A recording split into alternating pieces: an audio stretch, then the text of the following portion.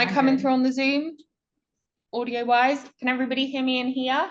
Yeah. I'm kind of tucked into the corner, but I am here. Thank you all for your patience over the last few minutes, and thank you very much for coming to this discussion. It's, how many years has it been, Alex? I think this is the 5th year of it. 7. Oh my goodness, 7th year of talking about all of the whys and wherefores and situations with being disabled in academia, specifically, of course, medieval academia. So I'm going to get straight into it with our first speaker, who is Gregory Carrier. Gregory Carrier is currently completing his doctoral dissertation at the Centre for Medieval Studies at the University of Toronto, where he's writing on the life and works of the severely disabled 11th century scholar Herman of Reichenau, and how Herman and his contemporaries viewed his disability. Greg is also currently preparing an article on the rights of deaf people in medieval English law in the 11th and 12th centuries, as well as a full English translation and commentary of 2 letters by the 10th century monk, Notker the Stammerer, detailing how one may acquire the necessary training to become a biblical, please forgive my Latin pronunciation, etc., exegete. I'm going with that. And scholar. The text is the Notatio de Illustribus Juris, I think. I haven't started my Latin study yet, so please forgive me. Or a commentary on the lives of illustrious men. And Alex is going to be speaking this through the Zoom capabilities. So the floor is yours. Okay, thank you. Yep, so I'm going to be reading this out on behalf of Greg. Let me just check my mic is on. Yep, okay. Yeah, we can hear. Fantastic. Thank you for that lovely introduction. I'd first like to thank Alex for inviting me to this panel. So I should probably get the really obvious thing out of the way. Yes, Alex is indeed reading my comments on my behalf. This is because I'm deaf-blind. What a combo, I know, but I make it work.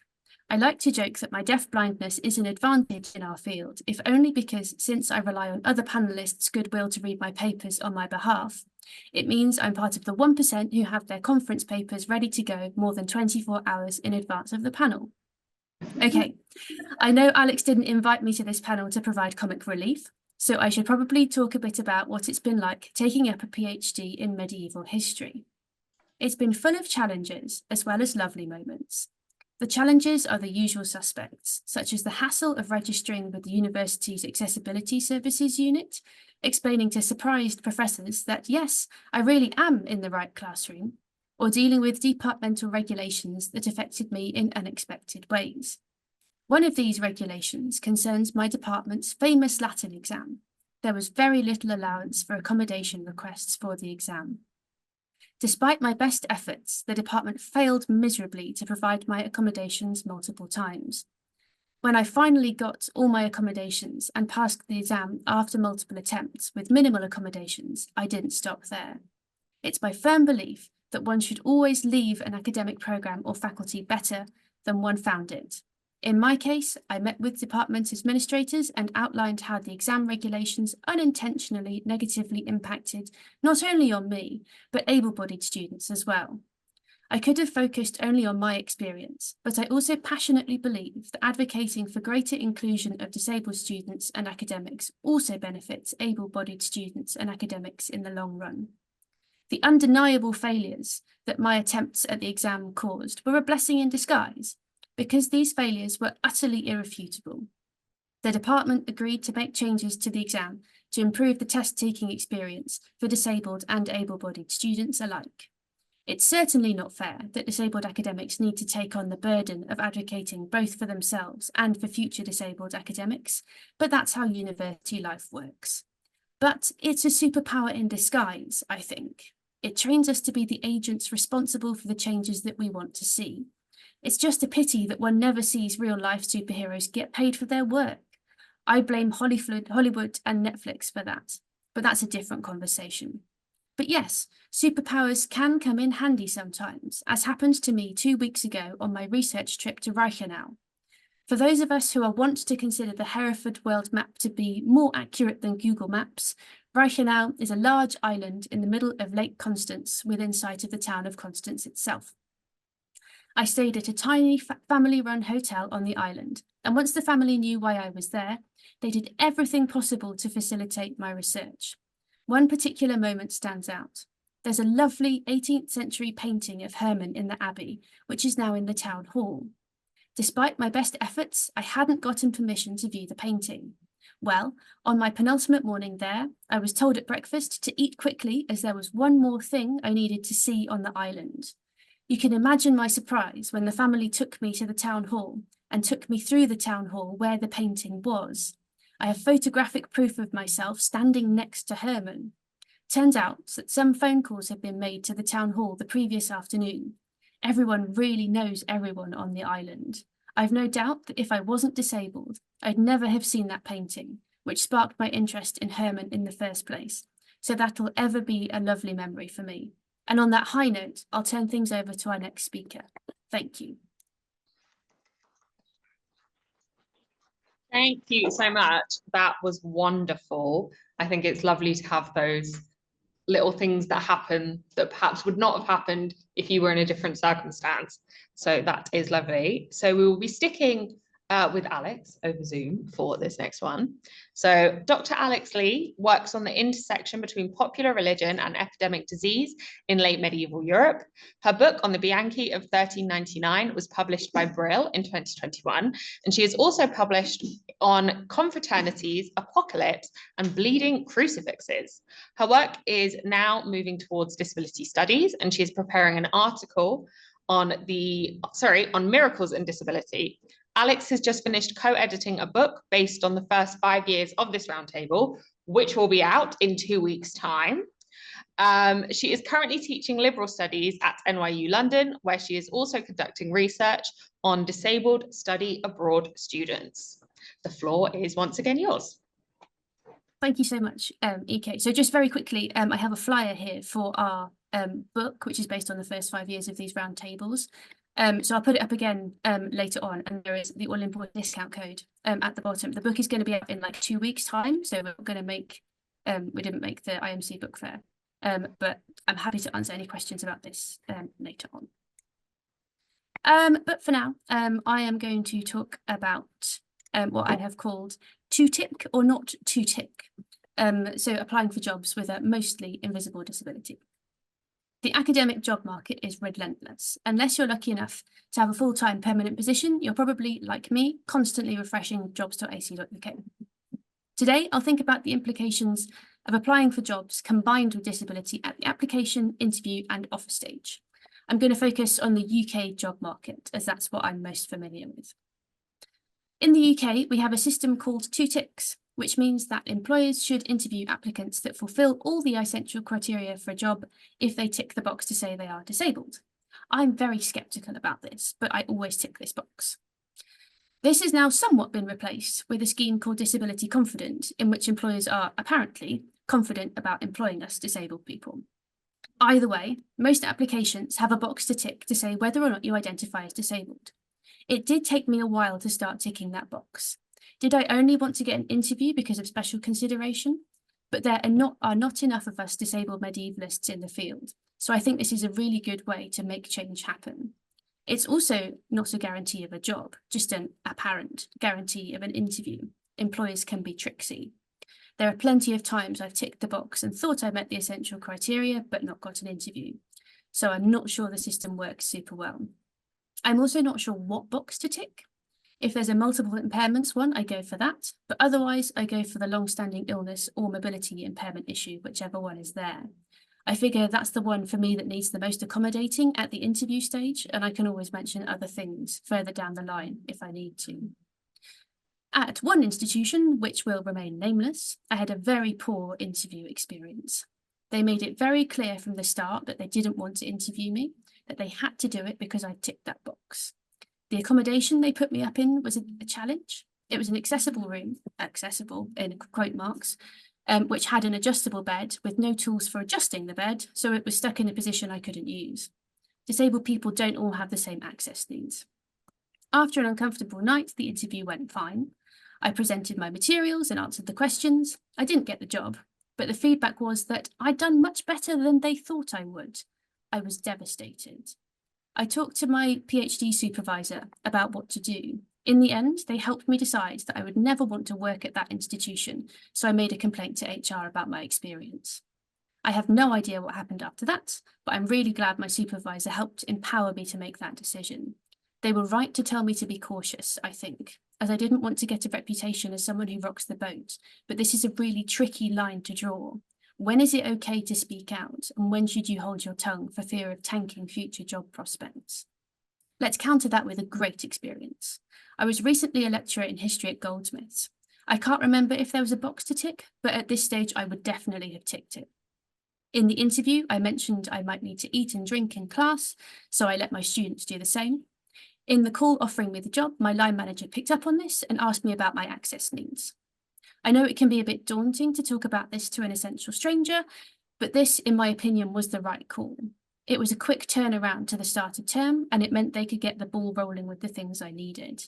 They used their institutional knowledge to check all my rooms on the timetable to see if there was lift access, and put their voice behind mine when the closest lift to the department was out of order for several weeks. I felt very supported and knew I could go to them if I had any issues. For me, this is the way to do it. Now I tick that box. I know now that I don't want to work somewhere that won't accommodate me. I can't work like that. That might mean that my options are more limited, but that's just something I'll have to live with. I'm very upfront about my needs, and for me, they need to be met for me to have a good experience working. Thank you.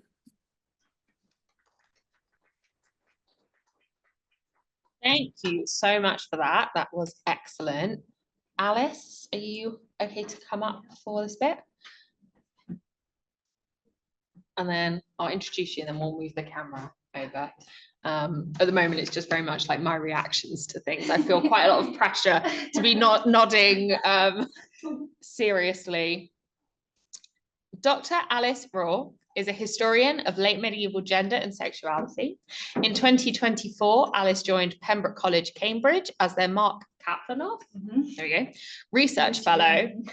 Alice previously was an International Research Excellence Fellow with the Tel Aviv Academy of Sciences and Humanities and a departmental lecturer in history at St. John's College, Oxford from 2021 to 2023. Alice's first monograph, Reading for Pleasure, Women's Sexuality in Later Medieval England, is under preparation. They have published several articles on sexual subjectivity in Studies in the Age of Chaucer, the 14th century, and forthcoming this year in Medieval Feminist Forum. Her current project, Whose Commune, utilizes a large-scale examination of civic and manor records to map the methods of complaint available to women and their conceptual place in the political community of late medieval England. And the first article for this project can be found in English Historical Review. As a woman who's very good at complaining, I feel represented by this research. Would you be able to just give me a hand popping that over there? Yes. Clip it so. Sorry, I'm just grabbing this. I just give it up. Yeah.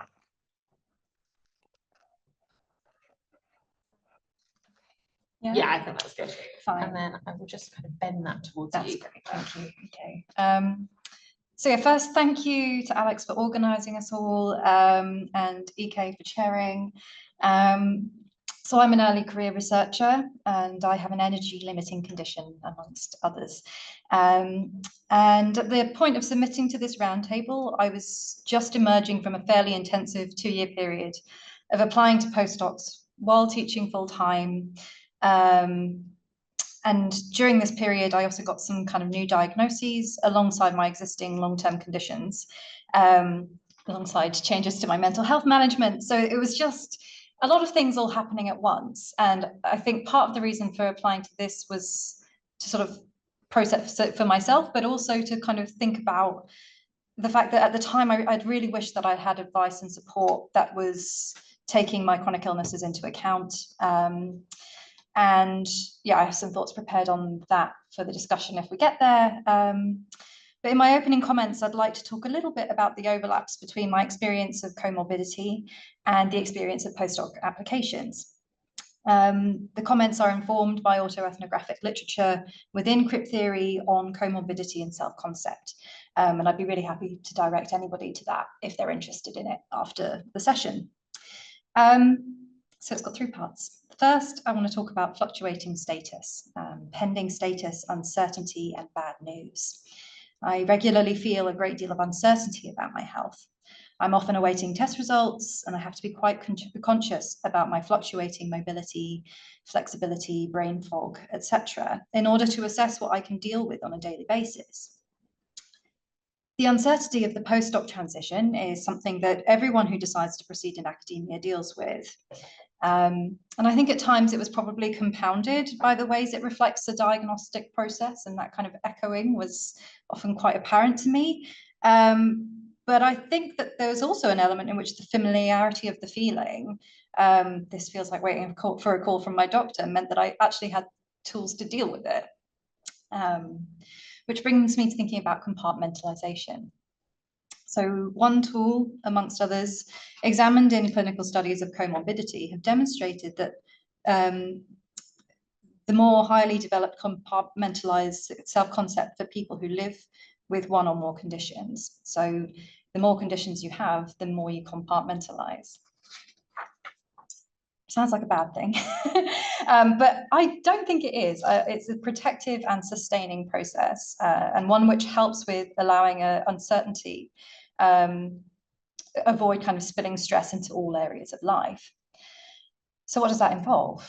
Essentially, it's the ways in which we see ourselves in a variety of contexts, and the extent to which negative feelings about a particular self aspect remains discrete.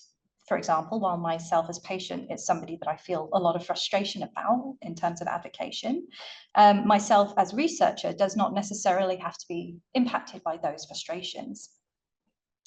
So in the process of applying to postdocs, the feelings of myself as postdoc candidate often felt vulnerable and inadequate.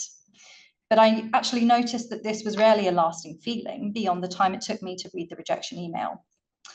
And I suspect this isn't that I didn't care, I did care, nor that I was particularly resilient, because I don't think I am. Rather, I think my brain is just very practiced at compartmentalizing, so that rejections don't bleed into my sense of self as researcher or self as teacher. We think so much about our barriers, and indeed we have to preempt them and think about how a particular room is going to work for us, etc. So occasionally it's instructive to pay attention to the opportunities of our unique neuroplasticity. Yeah, likewise with burnout. So chronic fatigue means that I know the difference between being tired or being exhausted and being physically unable to continue. I also know the importance of taking steps wherever I can to avoid getting to that stage. I have also definitely experienced academic burnout. I'm sure a lot of people in this room have, and I no doubt will again. But I've ended up treating it more like a comorbidity with time, where symptom recognition, such as difficulty concentrating or feelings of overwhelm or avoidance of my emails, leads me to soothe and try to mitigate rather than to distress and self-blame. I've recently begun to think with the work of Sophia Jepsen, who's a philosopher of moral responsibility and psychiatric disorder. In some situations while applying for postdocs, my diagnosis felt like an exemption. I cannot keep up with a certain pace or meet this deadline because of X issue. But this could also lead towards a sense of helplessness and a lack of control over my career options in an already fairly hopeless and uncontrolled situation. Now, Jepsen argues that while a diagnosis has a part to play in thinking about our capacity in comparison to others, we shouldn't mistake the comparison for whether our own experience is legitimate or valid. So what matters far more is engagement with our own feelings and experiences. I no longer ask, is it fatigue or burnout? Would somebody who doesn't have chronic fatigue be overwhelmed by this? Am I struggling because of chronic fatigue? Because actually the answers don't help me towards a path of compassion for myself. It just leads me towards comparison with others. It's not helpful. So I think what I'm trying to get at by talking about comorbidities and postdoc applications in this way is an integrated sense of what it means to experience multiple stressing factors across different aspects of life. Chronic illness doesn't define me as an academic, but increasingly I'm gaining an appreciation for the ways in which it informs and shapes my practice in ways that sometimes shut down certain paths, and I think Alex kind of spoke really clearly to that, but also makes new ones and more exciting ones available.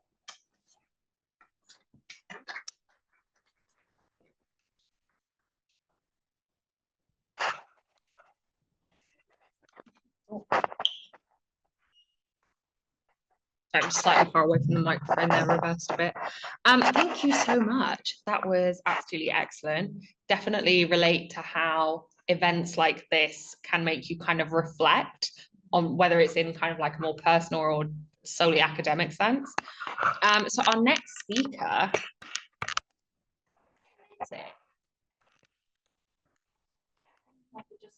Yeah, I don't know how it works. Our next speaker I will introduce. Godelind, did you want to come up this way? Godelind Gertrude Kirk is a literary scholar whose research focuses on medieval women's writings in Northwestern European vernaculars and on medieval spiritual and literary culture. Her current project, Cripping Sisterhood, examines the interplay between community and disability in collections of nuns' lives from the Low Countries and nuns' letters from northern Germany. Before moving to Tampere, is that how it's pronounced? Yes. Tampere. She was a Marie Skłodowsky-Curie Fellow at the University of Oxford with an EC-funded MSCA-IF project, Women Making Memories. She has published extensively on Julian of Norwich, Marjorie Kemp, Sister Books, Memory, and the Body. Yes. A little bit.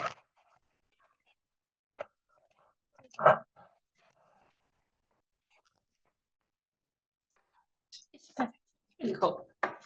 Yes, thank you, EK, for that introduction, and thank you, Alex, looking at the screen in a rather clumsy fashion, for organising this panel. So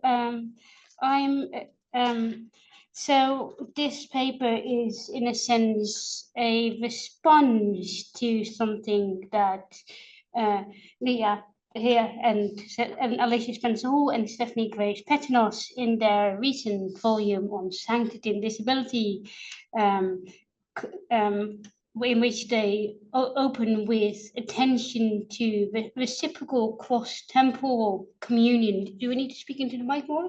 No, I think it's coming Okay, up. I can see it coming up in the caption, Splendid. so it should be coming up. But so reciprocal cross-temporal communion between our crip ancestors and our crip selves.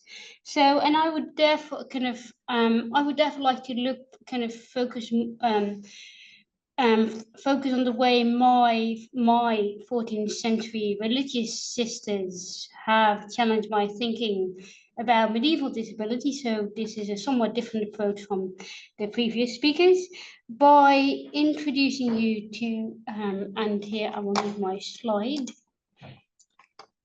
I just share the screen. Yes. Make sure they have it on. Do you want me to grab it? I can Share on the bottom. The green button. The green one. And we'll do screen one, Yes. or just the PowerPoint. Oh, no, we need to do all of screen one so that we can do the captions. Oh, okay. So if you do So stop we'll have share to stop Okay, share. yes, I will stop sharing. and then share again. Yeah, just on screen one. Okay, got it. Is that working? Back to Zoom, we have to click share. Oh, that one. And now if you go to that. So so I would like to introduce Oh, you. has that not worked? Oh, there we go. Yes. Sorry, it was a Oh, delay. the captions were slightly delayed. Okay. Carry on. So I would like to introduce you to Sister Aleid Plagen, so whose life is recounted in a vernacular female-authored collection of lay sisters' biographies completed in the early 16th century from the Low Countries, and her marked difference categorized as a fault, and so the rubric indicates, says from Sister Aleid Plagen. So her marked difference is categorized as a fault, which also denotes a disability or sickness in the text, and this difference from the others inadvertently results in lengthy torments in purgatory.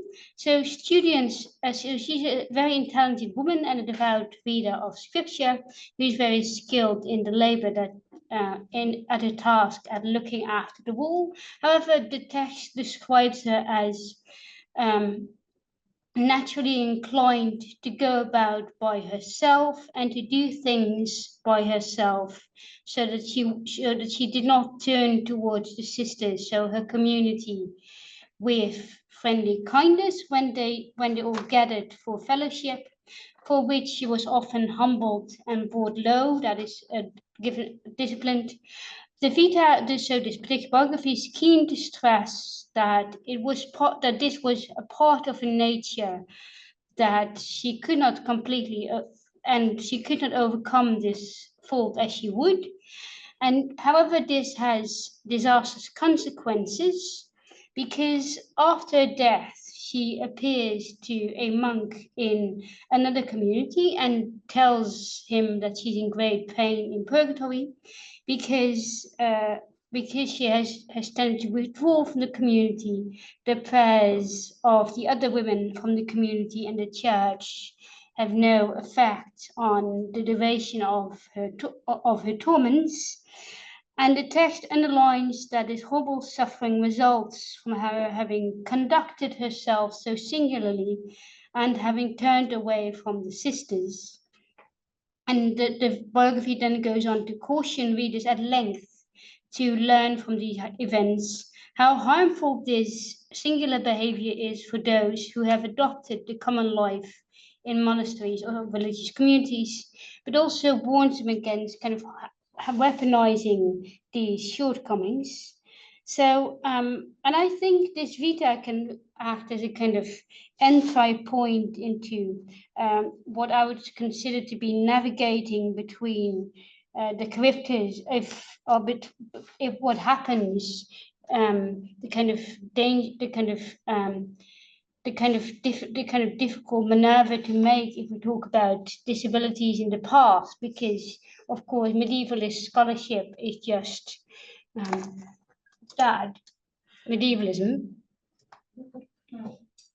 I think it's because it's gone to like the end of the PowerPoint. Yes, it does. Yes, I will stop sharing here. If you go back on the left one. There we go. Stop sharing. And it's half on there, isn't it? Sorry, carry on. So yes. Or we might need to yell for the tech people.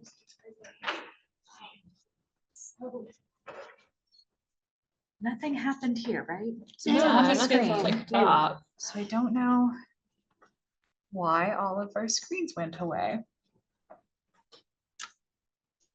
Sound on that side.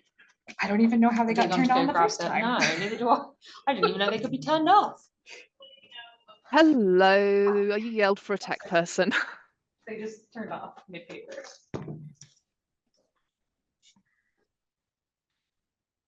Oh, there's that. Okay. Oh, we're back. Yes, We're back. perfect. Carry on. Anything happens? Apologies. So Everything okay? Good. yes. So if we keep in mind that modern engagement with medieval disability is in a sense a form of medievalism, I think it's important to navigate between the characters of the barbaric Middle Ages of stigmatization, in contrast to the implicitly more inclusive present, and the Scylla of the Romantic Middle Ages of care, in contrast to the implicitly more individualist present. So if we to use Louise Darcin's taxonomy of medievalisms. So it is tempting to overemphasize that in her frequently being chaptered, or so when Allied is frequently being chaptered, and there's very didactic addition at the end. It's very tempting to kind of overemphasize that. So, and how the text casts her as a negative example, which would mean that we don't catch a glimpse of how she's just going about her daily business in the community as well, in her in her commitment to reading and her joy of reading and her intelligence, for which the text praises her. On the other hand, one can also place too much weight on the compassion conveyed by the biography's reference to this difference and how it arises from her nature, and the concluding exhortation not to weaponize others' faults. So, and that would, of course, obscure the kind of the struggle, how Allied struggles to perform the expected spiritual labor of of spending time with the other sisters in order to become more like them and to adapt, to adopt their virtues as well. So which in turn makes it impossible to would mean ignoring the that this economy of prayer and of spiritual development upholds compulsory or able-bodiedness, to use Robert McWhirter's term. So I think that's one dangerous journey that all of us have to make, in a sense, when working on medieval disability. Thank you so much.